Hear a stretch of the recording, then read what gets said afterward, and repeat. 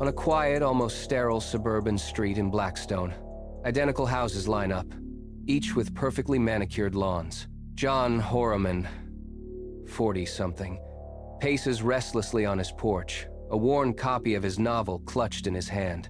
His intense gaze sweeps over the mundane landscape, searching for something more, something beyond the ordinary.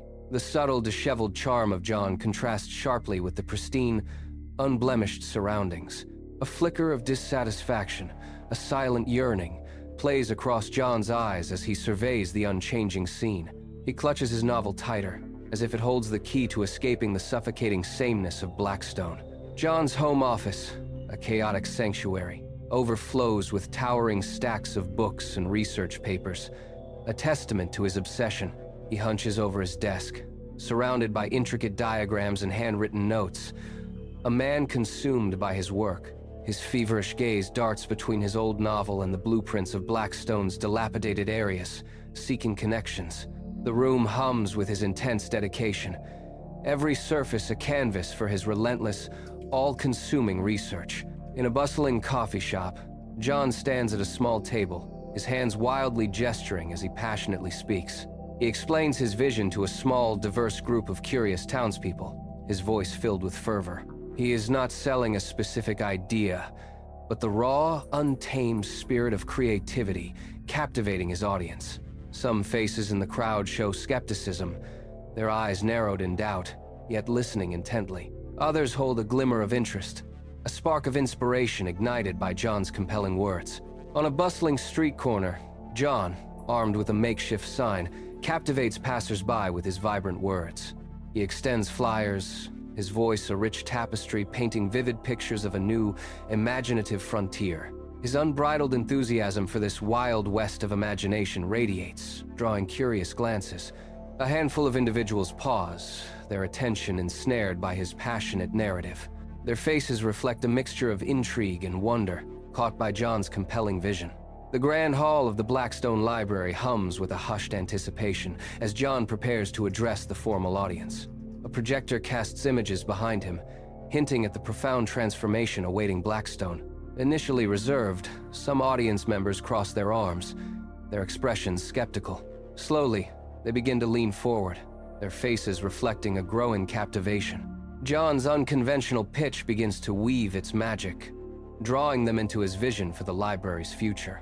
In the mayor's sparsely decorated office, John sits opposite a weary Mayor Thompson, the room reflecting dwindling resources.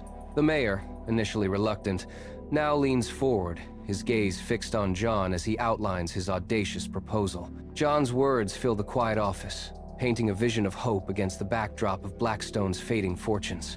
A flicker of renewed hope ignites in Mayor Thompson's eyes, a rare spark for the town's dwindling population.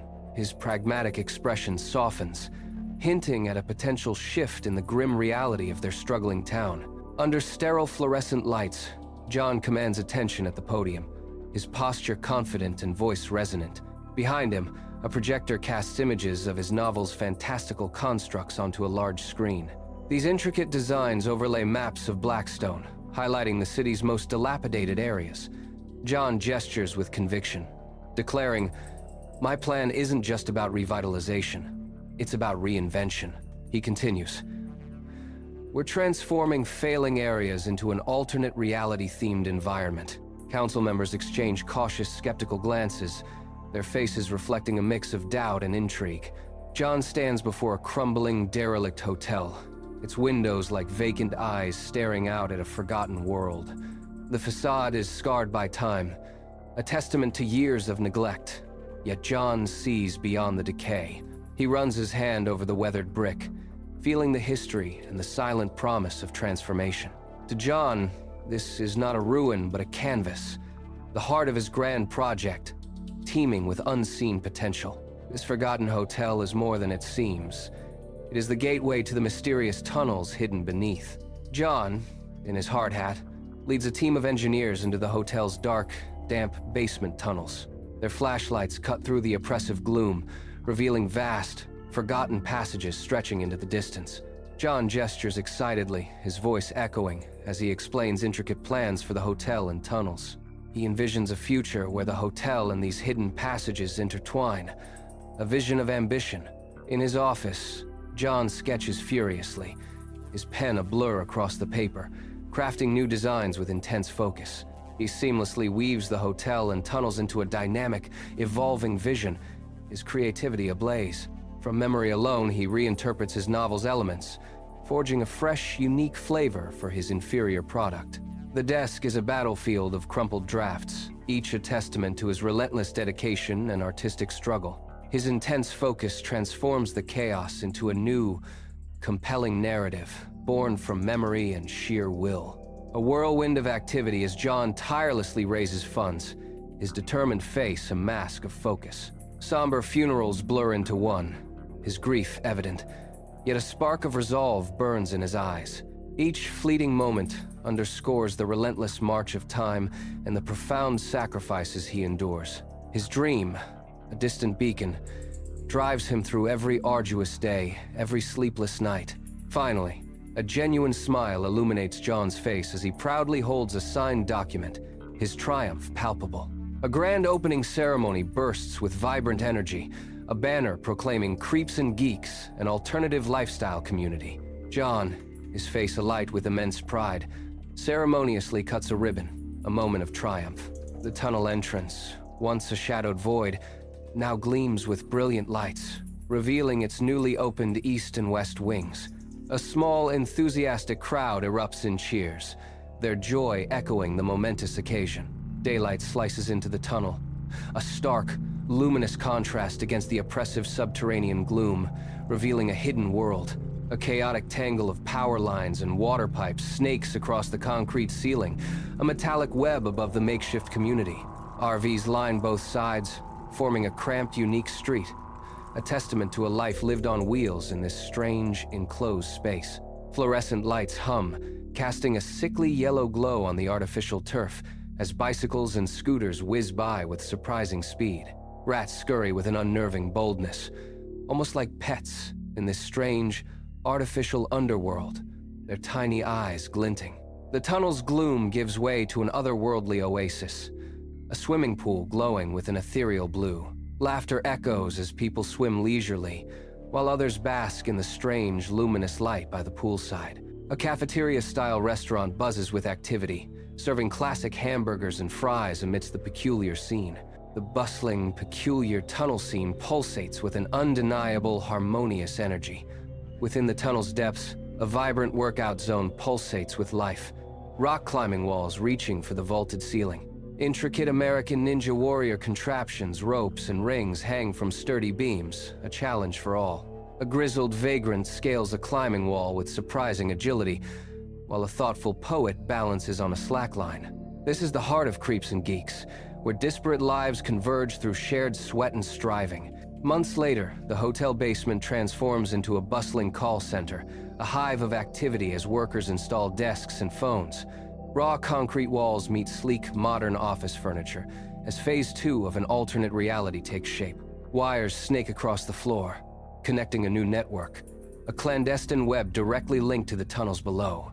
A grim satisfaction washes over me, observing the birth of this new, powerful network, soon to be active. The call center hums with a low, steady energy, its rows of desks stretching into the distance. Residents from the tunnel, their faces illuminated by screen glow, speak in hushed, reverent tones into headsets.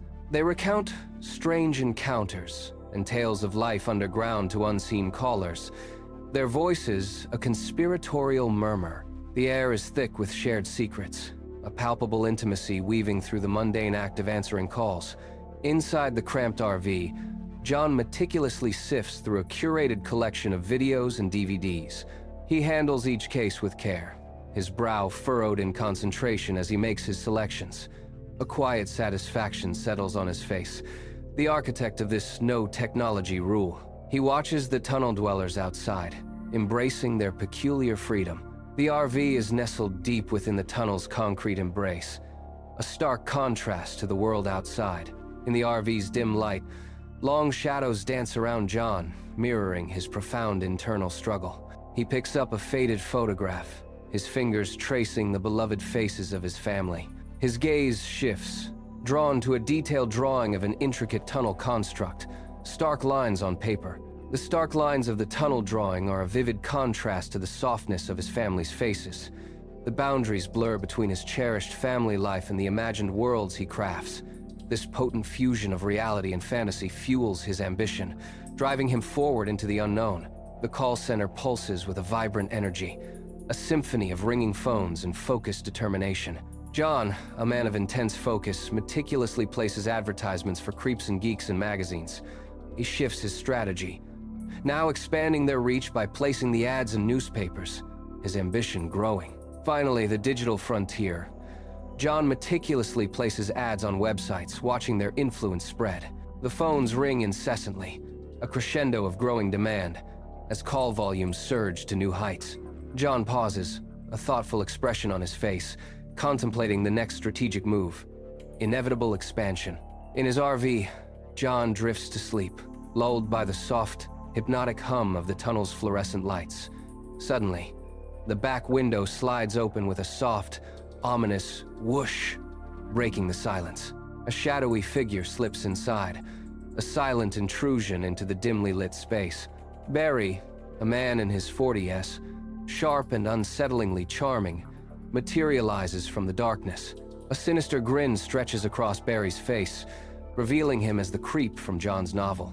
In John's RV, Barry's grin transforms, no longer merely nefarious, but strategically chilling. John extends a frozen quail, a seemingly casual offering that hangs heavy in the air. Barry politely waves off the meat, his eyes locking with John's, a silent challenge passing between them. "I'm cutting back on fleshy meats," Barry declares, his voice a calm, unnerving pronouncement. John's composure visibly falters, his control over the situation slipping away like sand through his fingers. Inside the cramped RV, a new energy crackles, filling the air with anticipation. Barry's eyes gleam with a manic intensity as he gestures wildly, revealing his audacious new strategy. He unveils a vision not of franchising, but of an immersive, motel-based experience where guests pay to live it. John's shoulders visibly relax, a genuine hopeful smile spreading across his face. Barry mirrors the smile, his charm radiating a disturbing, almost predatory familiarity. John, caught in the moment, confesses, "I knew our bond was something special." Inside John's RV, John and Barry sit opposite each other, a notepad between them, making a list. John's gaze drifts, his mind flashing to his novel, Creeps and Geeks, as he sees Barry's insidious manipulations. A chilling echo of his own reality settles, bringing with it a cold dread. Barry will have the last laugh. John is imprisoned in his grip, his novel no longer his own. Blackstone, once a sleepy town, now pulses with a vibrant, peculiar energy, a magnet for tourists and locals alike. At its heart, Creeps and Geeks thrives, its unique mystique drawing countless souls into its intriguing embrace. Yet, beneath this lively facade, the insidious evils of the tunnel subtly manifest, a creeping darkness. This malevolent force latches onto the darkest parts of souls, twisting them into silent servitude.